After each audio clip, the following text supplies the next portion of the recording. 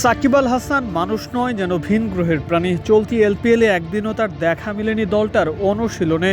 বুধবার গলের বিপক্ষে ফাইনালে ওঠার লড়াই, অথচ আগের দিন অনুশীলনে পাওয়া গেল না সাকিব আল হাসানকে। মানুষটা সাকিব বলেই হয়তো সবই সম্ভব, তাই তো বিশ্বসেরা সাবেক এই অলরাউন্ডারের অনুশীলনের দরকারই পড়ে না। ম্যাচের দিনে সে 10 মিনিটের নেট সেশন আর টসের পর জায়গায় দাঁড়িয়ে 1 ওভার বোলিং। সাকিবের ম্যাচ খেলার জন্য এটাই যেন যথেষ্ট। মঙ্গলবার প্রেমাদাসায় দলের সবাইকে অনুশীলনে পাওয়া গেলেও সাকিব আল হাসানকে খুঁজেই পাওয়া গেল না। এত ফ্রাঞ্চাইজি লিগ খেলা অভিজ্ঞ সাকিবের অনুশীলনের দরকারই হয় না। বোলিং করেন মাথা দিয়ে, বুদ্ধি খাটিয়ে। একই দলে খেলছে তাওহিদ হৃদয়, তিনি সবার আগে সেরে নিলেন তার ব্যাটিং অনুশীলন। বুধবার স্থানীয় সময় 3টায় সোহানের গলের বিপক্ষে সাকিব হৃদয়দের কোয়ালিফায়ার ম্যাচ। যে জিতবে সে চলে যাবে ফাইনালে।